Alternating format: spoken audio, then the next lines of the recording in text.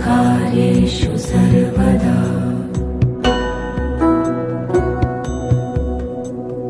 वक्रतुण्ड महाकाय सूर्यकोटि समप्रभ निर्विघ्नं कुरु मे देव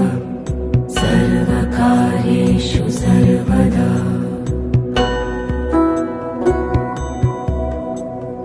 वक्रतुण्ड महाकाय सूर्यकोटि समप्रभ